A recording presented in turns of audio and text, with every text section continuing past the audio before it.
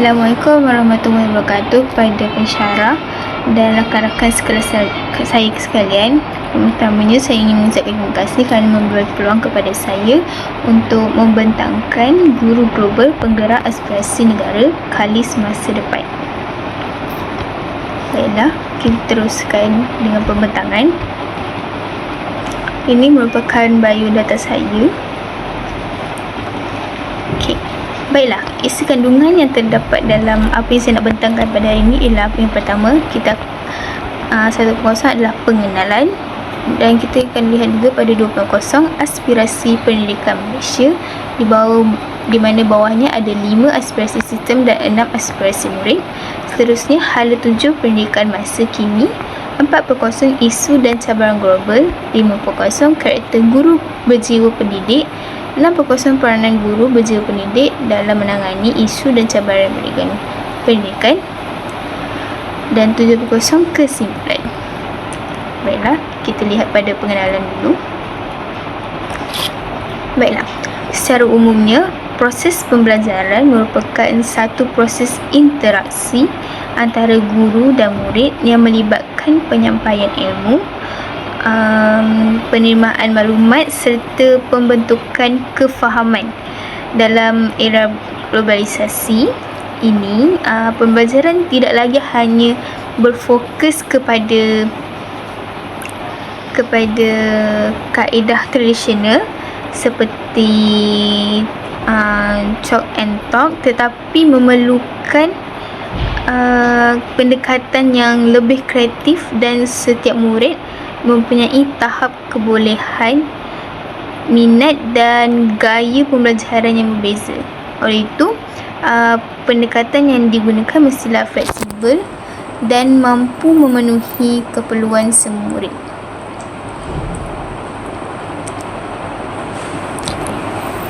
Baiklah, dalam konteks ini, pembelajaran boleh ditakrifkan sebagai satu proses perubahan tingkah laku, pengetahuan dan kemahiran hasil daripada pengalaman dan interaksi. Pembelajaran yang berkesan bukan sahaja melibatkan penyampaian maklumat oleh guru, tetapi juga penglibatan aktif murid dalam memahami dan mengaplikasikan ilmu tersebut. Oleh itu, komunikasi yang berkesan antara guru dan murid amat penting bagi memastikan mesej yang disampaikan dengan jelas dapat difahami dengan jelas. Baiklah, walaupun pelbagai usaha telah dilakukan untuk meningkatkan kualiti pendidikan, masih terdapat berbagai isu dan halangan yang mengganggu keberkesanan proses pembelajaran. Halangan ini boleh berlaku disebabkan oleh pelbagai faktor dan memberi kesan yang besar terhadap pencapaian murid. Oleh itu, adalah penting untuk mengenal pasti punca-punca masalah ini agar langkah penyelesaian yang sesuai dapat diambil. Baiklah, kita lihat apa itu pengenalan. Kita perkenalkan dulu Pelan Pembangunan Pendidikan Malaysia PPM 2013 hingga 2025. Pelan PPM ini merupakan pelan transformasi pendidikan negara yang dibangunkan oleh KPM dengan kerjasama pelbagai pihak. Ia bertujuan bagi meningkatkan kualiti pendidikan setanding dengan global. PPM memfokuskan kepada pembangunan murid secara holistik. Antara matlamat PPM adalah melahirkan murid berdaya saing global serta meningkatkan kualiti sistem pendidikan bagi memastikan akses pendidikan untuk semua. Jadinya,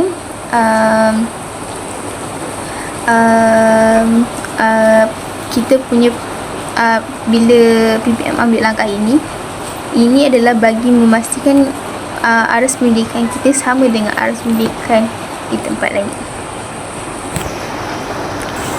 Matlamat PPM juga adalah untuk membentuk jati diri dan identiti seseorang. Antara aspirasi PPM adalah 5 aspirasi sistem dan 6 aspirasi murid. Dan panduan utama hala 7 pendidikan negara. Kita lihat pada konsep guru global. Apa itu konsep guru global? Guru global ialah guru sebagai ejen perubahan, di mana guru celik teknologi dan digital serta berfikiran global bagi membimbing murid ke arah masa depan. Jadinya, apa hubungan PPM dan guru global ini? Antara hubungan mereka adalah PPM, mereka menuntut perubahan peranan guru itu. Jadinya guru bukan sekadar mengajar, tetapi membentuk masa depan bagi memastikan aspirasi murid, kerana aspirasi murid tersebut memerlukan guru yang berkualiti tinggi. Jadinya bila ada guru yang berkualiti tinggi, kerajaan dapat dapat melahirkan murid yang celik daripada celik mindanya untuk mengatasi apa-apa sahaja masalah, bagi meningkatkan ekonomi negara kita dan bagi memastikan imej negara kita sebanding dengan negara lain. Selain itu, guru global juga penting untuk hadapi cabaran abad ke-21. Baiklah, seterusnya kita lihat pada 2.0 aspirasi pendidikan Malaysia. Aspirasi pendidikan Malaysia terbagi pada 2, iaitu 5 aspirasi sistem dan 6 aspirasi murid. Baiklah, kita lihat pada aspirasi sistem dahulu. Aspirasi sistem kita lihat iaitu akses. Akses itu adalah pendidikan untuk semua. Jadinya 5 aspirasi sistem ini membuat akses agar maksud saya akses untuk semua pelajar dan guru bagi mengakses apa-apa sahaja maklumat. Seterusnya itu kualiti. Mereka memastikan standard setaraf antarabangsa. Jadi PPM ni memastikan kita punya kualiti pembelajaran setaraf dengan antarabangsa. Seterusnya equity, iaitu kurangkan jurang pendidikan, di mana mereka mengelakkan berlakunya pelajar-pelajar yang tidak dapat pembelajaran yang mencukupi. Jadi mereka memastikan semua murid dapat pembelajaran yang sama. Seterusnya perpaduan, iaitu integrasi kaum, di mana di sini pembelajaran tidak melihat kepada kaum, jadi siapa saja boleh belajar. Dan PPM juga memupuk adanya hubungan yang rapat antara kaum. Akhirnya adalah hubungan yang saling menjaga antara kaum, tidak saling menindas antara kaum.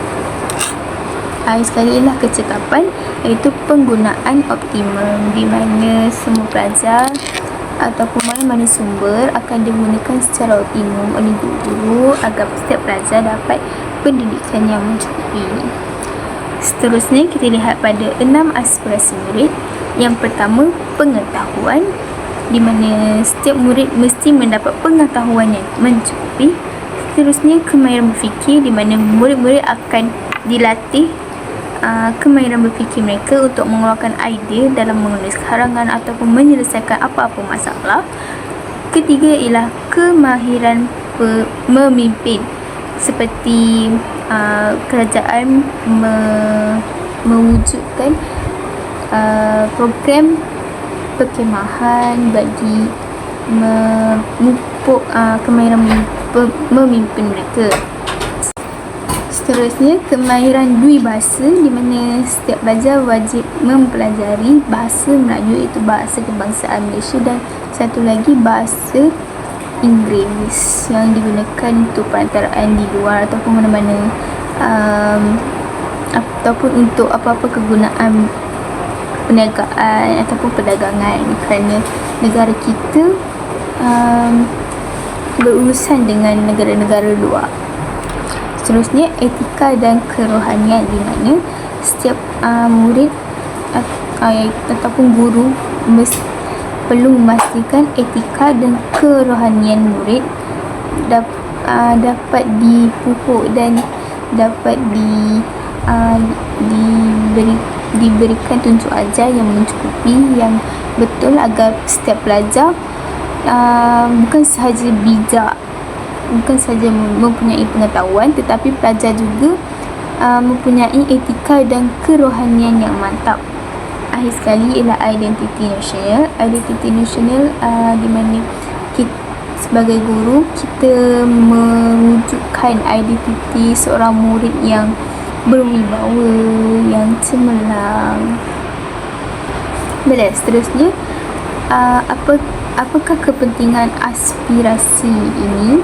Kedua-dua aspirasi ini, kepentingannya adalah bagi melahirkan murid seimbang daripada dari segi holistik. Jadinya pelajar bukan sahaja mempunyai pengetahuan bukan sahaja pada akademik, malah pelajar juga cemerlang dari segi core kurikulum. Seterusnya, menyediakan murid untuk dunia global. Jadinya tujuan aspirasi ini adalah untuk mewujudkan seorang insan yang boleh menjaga imej negara dan dapat menaikkan lagi nama negara ini, imej negara ini ke negara luar agar dipandang tinggi oleh negara-negara lain. Seterusnya, membentuk kemahiran abad ke-21 dan akhir sekali menjadi asas transformasi pendidikan. Baiklah, seterusnya kita lihat pada hala 7 pendidikan Malaysia masa kini. Baiklah, hala 7 pendidikan Malaysia masa kini merujuk kepada hala 7 yang telah ditetapkan daripada tahun 2024 hingga 2030. Hala 7 ini berpandukan pada Pelan Strategik KPM 2024 hingga 2030.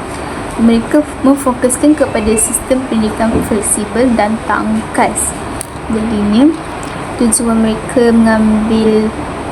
mereka fokus kepada sistem pendidikan yang begini adalah bagi memastikan pendidikan kita ni setaraf dengan global. Seterusnya, visi mereka adalah bagi itu pendidikan berkualiti, insan terdidik, negara sejahtera, yang kita sudah ketahui yang terbaru sekarang. Seterusnya, misi adalah melestarikan sistem pendidikan berkualiti untuk membangunkan potensi individu. Baiklah, yang pentingnya adalah maklumat mereka, di mana maklumat KPM adalah untuk melahirkan insan yang seimbang daripada segi jasmani, emosi, rohani dan intelek. Jadinya setiap pelajar itu wajib seimbang daripada setiap segi itu melalui aktiviti kurikulum dan aktiviti co-kurikulum.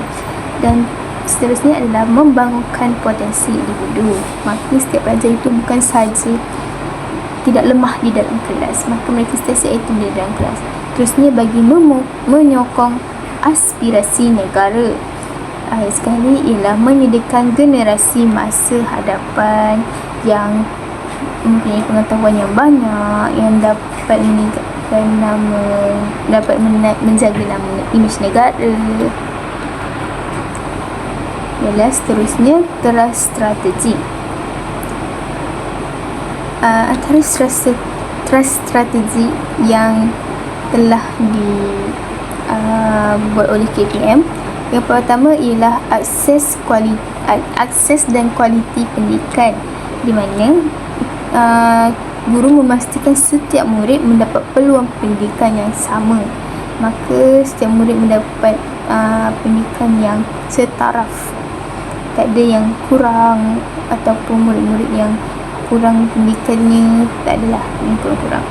Terusnya, meningkatkan standard pendidikan setanding dengan antarabangsa. Maka pendidikan kita tidaklah ketinggalan daripada negara-negara luar. Terusnya, mengurangkan jurang pencapaian antara bandar dan luar bandar. Maka di mana kita boleh lihat pelajar yang di luar bandar, mereka kurang mendapat pendidikan kerana akses internet yang kurang, masalah akses internet, manakala yang duduk di luar bandar mendapat pendidikan yang sangat mencukupi kerana manakala pelajar yang duduk di bandar mendapat akses internet yang mencukupi. Seterusnya, menyediakan pendidikan inklusif kepada semua golongan. Baiklah, yang kedua adalah pengukuhan pendidikan digital, di mana KPM mengintegrasikan teknologi dalam PDP. Jadinya guru, bagi setiap guru dapat bantuan daripada teknologi. Jadi guru tak payah susah payah untuk membuat bahan pembelajaran yang mauju, kerana semua benda boleh dicari di dalam internet saja. Seterusnya, menggalakkan penggunaan platform digital dan e-pembelajaran. Selain itu, KPM juga meningkatkan kemahiran digital guru dan murid. Maka tak adalah guru yang tidak pandai menggunakan laptop atau printer, apa sahaja digital sekarang. Sekali, iaitu menyokong pembelajaran fleksibel, di mana online dan hybrid. Baiklah, yang ketiga ialah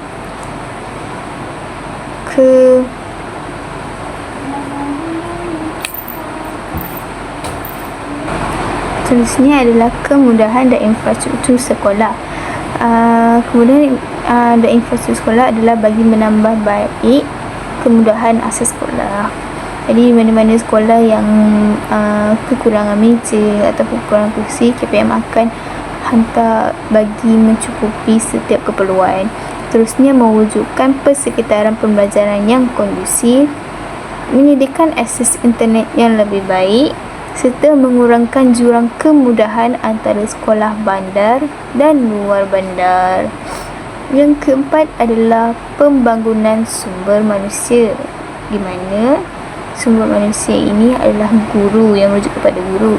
Jadi, bagi melahirkan pelajar yang berkualiti, KPM juga perlu meningkatkan kualiti dan profesionalisme guru dengan memberi latihan berterusan kepada guru agar dapat melahirkan guru yang kreatif, inovatif dan berkemahiran tinggi. KPM juga berdasarkan strategik, mereka memperkasakan peranan guru sebagai ejen perubahan pendidikan. Maka guru juga perlulah mengambil inisiatif untuk memperkasakan lagi pendidikan di negara kita ini agar standing dengan negara di luar. Akhir sekali, tadbir urus pendidikan, di mana berdasarkan strategi, KPM memastikan sistem pengurusan pendidikan lebih cekap. Maka pengurusan pentadbiran sekali tadbir urus pendidikan, KPM memastikan sistem pengurusan pendidikan lebih cekap. Maka pendidikan negara kita ini tidak ada sebarang cacat cela. Maka tak adalah kes-kes buli di sekolah, dan murid juga lebih disiplin. Terusnya, menggunakan data dalam membuat keputusan. Jadi sistem bahagian pentadbiran perlu membuat keputusan berdasarkan data yang telah ditetapkan oleh KPM. Seterusnya, meningkatkan accountability dalam sistem pendidikan, dan sekali memastikan pelaksanaan dasar lebih berkesan dan telus. Antara isu dan cabaran globalisasi yang berlaku di negara kita pada masa kini adalah, yang pertama, ketidaktentuan ekonomi global dan domestik, di mana Malaysia berdepan dengan cabaran seperti inflasi, iaitu peningkatan harga barang, peningkatan kos sara hidup, dan pertumbuhan ekonomi yang tidak menentu yang memberi kesan langsung kepada sektor pendidikan. Seterusnya, implikasi terhadap peruntukan pendidikan. Walaupun Kementerian Pendidikan Malaysia (KPM) terus komited terhadap pembangunan pendidikan. Kekangan ekonomi boleh mempengaruhi bajet sekolah, penyelenggaraan infrastruktur dan penyediaan kemudahan pembelajaran. Maka KPM perlu mengambil banyak inisiatif bagi menangani isu dan cabaran globalisasi ini.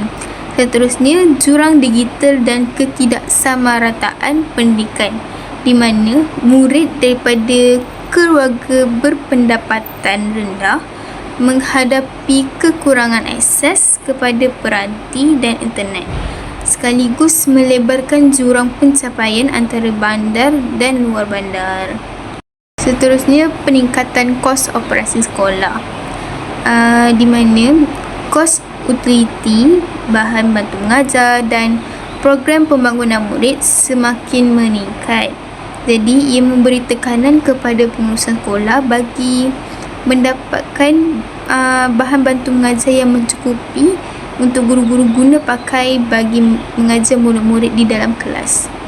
Seterusnya, beban tugas dan cabaran guru, di mana guru perlu menyesuaikan diri dengan perubahan kurikulum dan integrasi teknologi serta keperluan murid yang pelbagai latar belakang dalam keadaan sumber yang terhad. Maka guru mendapat tekanan bagi memastikan setiap murid mendapat pendidikan yang mencukupi, kerana terlalu banyak isu dan cabaran yang ada pada masa kini.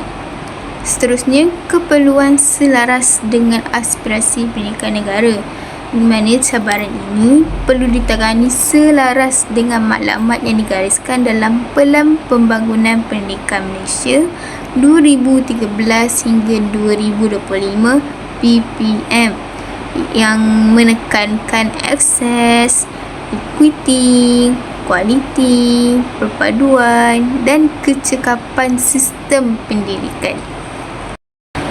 Seterusnya, kita lihat pada poin seterusnya. Bagi menangani isu dan cabaran global yang ada pada masa kini, kita memerlukan seorang guru yang berjiwa pendidik. Jadi, bagaimanakah karakter guru yang berjiwa pendidik itu sendiri? Karakter guru yang berjiwa pendidik ini, dia guru yang mengajar dengan ikhlas, sabar dan penuh tanggungjawab. Jadi, guru itu bukan sekadar menyampaikan ilmu, tetapi guru tersebut membentuk sasiah pelajar tersebut agar pelajar itu bukan sahaja mendapat pengetahuan, tetapi dia menggunakan pengetahuan yang ada itu untuk kebaikan dirinya dan masyarakat serta negara. Seterusnya, guru juga bertindak sebagai pembimbing, motivator dan inspirasi. Jadi, guru perlu menunjukkan sikap dan disiplin diri yang baik kepada murid-murid agar murid-murid mengikut contoh yang telah ditunjukkan oleh guru itu. Jadi, secara tidak langsung, murid dapat memproses sendiri apa yang mereka lihat daripada guru-guru mereka untuk diamalkan dalam kehidupan mereka sendiri. Seterusnya, guru sentiasa meningkatkan ilmu dan kemahiran, di mana mereka bukan sahaja bergantung kepada maklumat yang telah diberi oleh KPM, tapi guru tersebut berusaha sendiri untuk mencari maklumat yang lebih lagi agar setiap murid mereka dapat ilmu yang mencukupi. Seterusnya, guru yang berjiwa pendidik juga seorang yang penyayang dan prihatin terhadap kebajikan pelajar. Jadi, sekiranya ada pelajar yang susah untuk mengakses internet ataupun yang lambat untuk belajar membaca, jadi guru tersebut perhatian terhadap pelajar tersebut dan ajar semula pelajar tersebut daripada awal hinggalah pelajar tersebut dapat membina satu karangan. Seterusnya, menjadi contoh teladan. Ini juga berkait dengan guru yang bertindak sebagai pembimbing, motivator dan inspirasi. Seterusnya, mewujudkan suasana pembelajaran yang positif dan kondusif. Maka pelajar tak adalah bosan dalam kelas, mengantuk, tertidur. Guru sentiasa membuat aktiviti pembelajaran yang menarik agar pelajar lebih minat untuk belajar. Dan guru juga membina pelajar untuk masa depan, bukan sekadar untuk peperiksaan. Maka guru yang berjiwa pendidik ini, mereka tidak mengajar murid semata-mata agar peperiksaan mereka lulus ataupun mendapat grade tinggi iaitu A. Guru mengajar supaya pelajar tersebut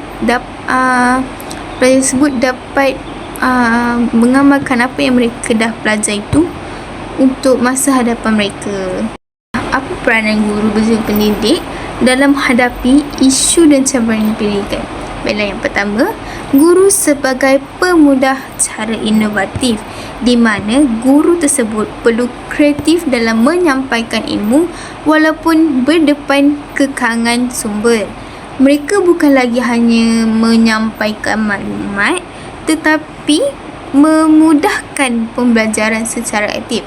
Antaranya, contohnya guru tersebut boleh menggunakan teknologi percuma dan sumber terbuka seperti Google Classroom, Canva dan YouTube. Jadi, melalui guru tak perlu pun beli benda-benda yang mahal-mahal. Guru boleh guna benda-benda yang percuma itu, gunakan secara kreatif untuk mengajar murid-murid dalam kelas. Seterusnya, guru mengadaptasi pembelajaran berasaskan projek untuk tingkatkan penglibatan pelajar. Jadi, guru, apa yang tajuk pembelajaran pada hari tersebut, guru cuba kreatif lagi, cuba wujudkan satu aktiviti lain, aktiviti pembelajaran lain bagi menarik minat pelajar itu sendiri untuk belajar. Dan terakhir sekali ialah mengintegrasikan KBAT supaya pelajar mampu berfikir secara kreatif dan kritis dan kreatif. Jadi dengan adanya soalan-soalan KBAT, guru boleh je tanya soalan KBAT berkaitan pengetahuan mereka seharian, apa yang mereka lakukan seharian, agar pelajar ini sentiasa berfikir, bukan sahaja mengharapkan guru suapkan bagi jawapan setiap masa. Seterusnya, guru sebagai ejen ikuti sosial, di mana berlandaskan FPK, guru bertanggungjawab membentuk insan seimbang dari segi intelek, rohani, emosi dan jasmani. Jadi dalam konteks cabaran ekonomi yang sekarang, guru perlu peka terhadap murid yang berada di B40, di mana murid-murid yang ekonomi mereka susah, ekonomi keluarga mereka tidak stabil. Jadi guru tersebut perlu bertanggungjawab, ambil inisiatif agar pelajar tersebut dapat pendidikan yang setara.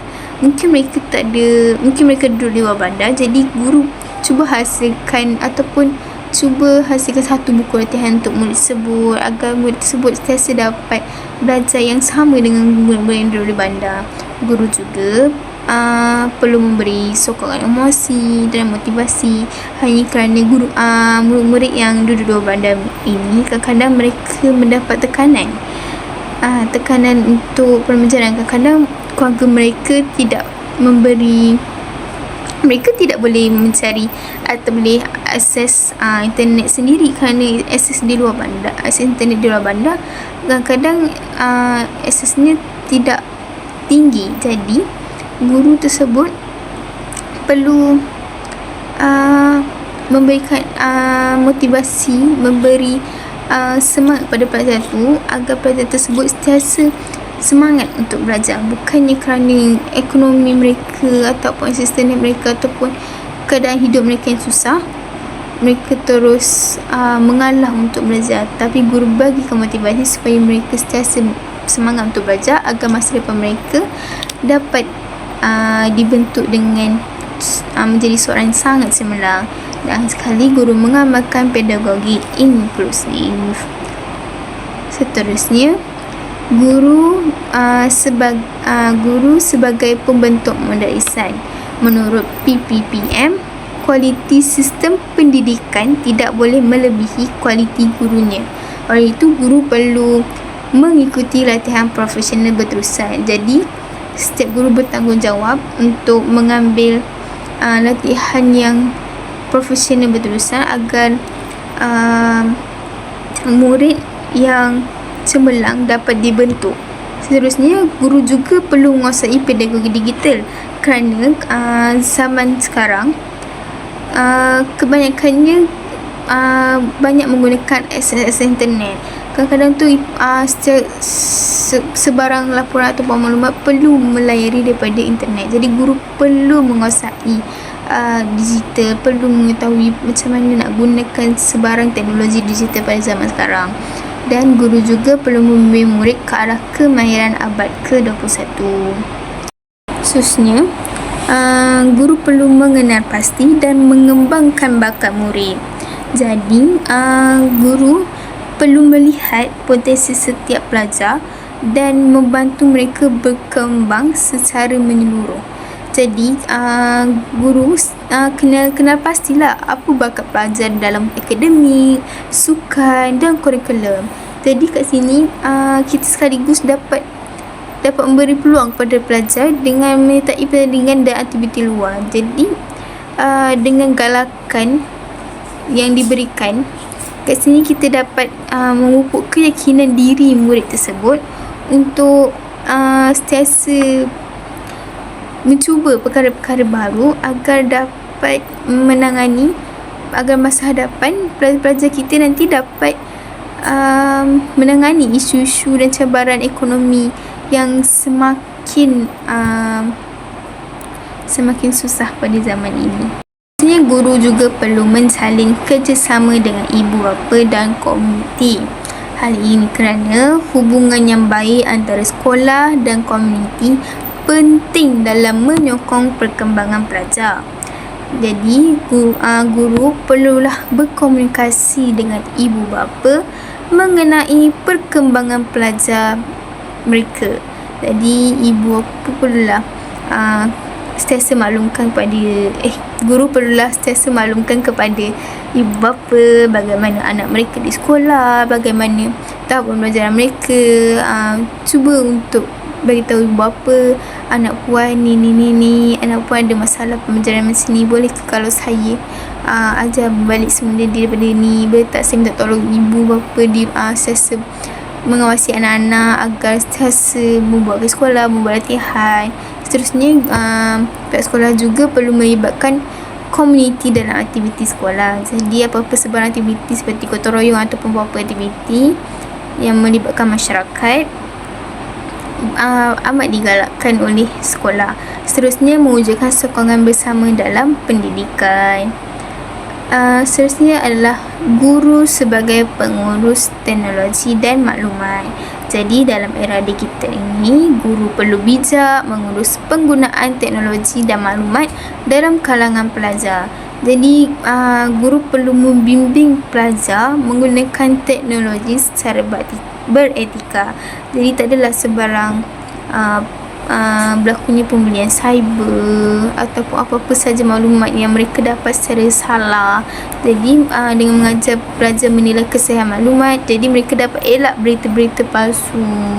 Seterusnya, dapat mengawal penggunaan teknologi agar tidak disalahguna. Kesimpulannya, sebarang global seperti teknologi, globalisasi dan jurang digital menjadikan peranan guru semakin mencabar. Guru bukan sahaja mengajar tetapi membimbing serta membentuk sasiah dan menyediakan pelajar untuk dunia global. Jadi, guru perlu berinovasi, menguasai kemahiran abad ke-21 serta berjiwa pendidik yang ikhlas dan berintegriti. Akhirnya, kualiti pendidikan negara bergantung kepada kualiti guru dalam melahirkan generasi yang seimbang dan berdaya saing.